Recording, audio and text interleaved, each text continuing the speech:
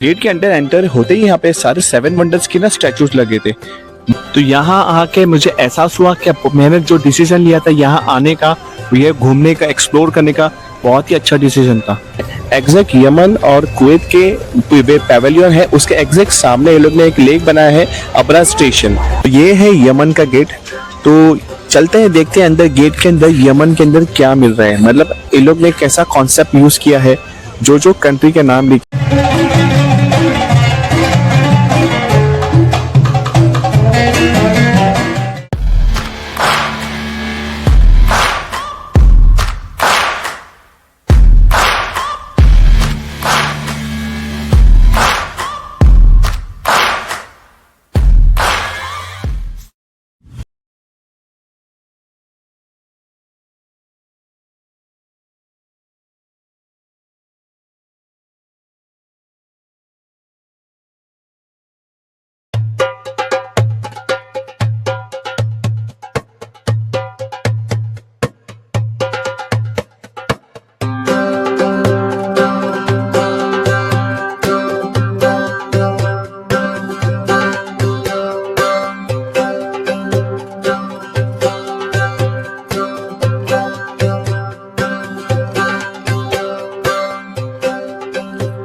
तो 25 दिरहम का टिकट निकाल कर मैं अंदर हो गया एंटर।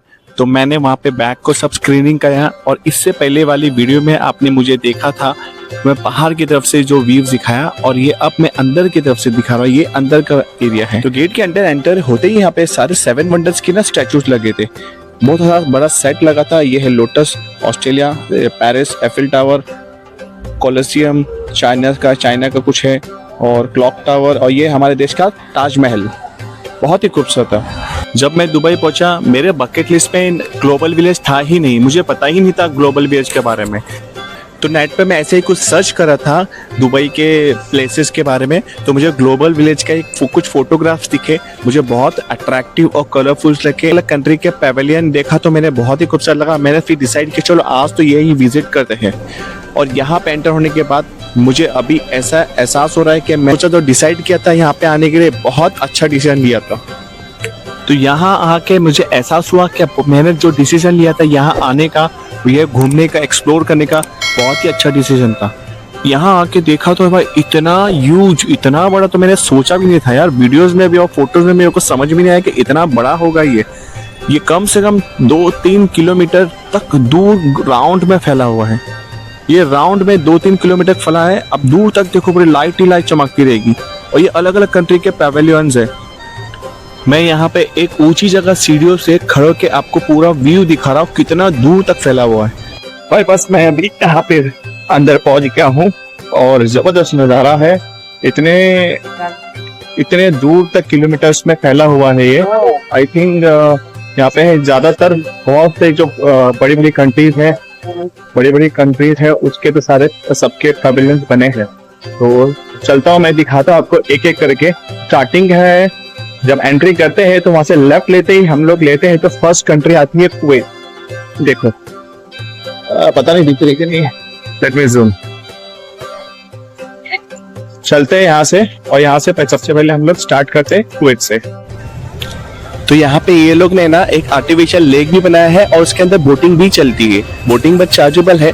एग्जैक्ट यमन और कुवैत के पैवेलियन है, उसके एग्जैक्ट सामने ये लोग ने एक लेक बनाया है, अबरा स्टेशन, जो आपको पता ही है दुबई का जो फास्टेस्ट मोड ऑफ ट्रांसपोर्ट है, मतलब जो वाटर ट्रांसपोर्ट जो बर्जुमन से देरा को कनेक्ट करता है सिर्फ 1 दिरहम के अंदर। तो सेम वैसा ही कॉन्सेप्ट लेके ये लोग ने ना आर्टिफिशियल लेक बनाया है। आर्टिफिशियल लेक के अंदर ये लोग ने कुछ बोट का राइड बनाया है, राइड रख के राइड का जो चार्जेस है वही।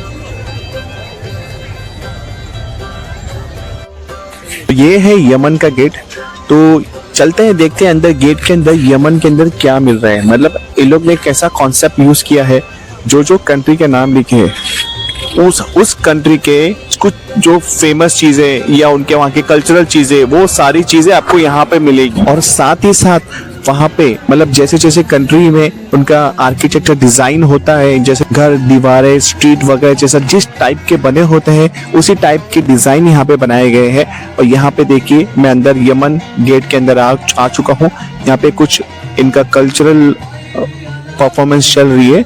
हम एक्चुअली उसको डांस नहीं करेंगे क्योंकि कुछ परफॉर्म कर रहे हैं लोग। ये लोग इनके पुराने जमाने जो होते थे कल्चर वगैरह वो उस तरह का लोगों कुछ है, बट बहुत अच्छा लग रहा है। दोनों के स्टेप्स जो एकदम सिमिलर है और बराबर सिंक्रोनाइज कर रहे दोनों, परफेक्ट है।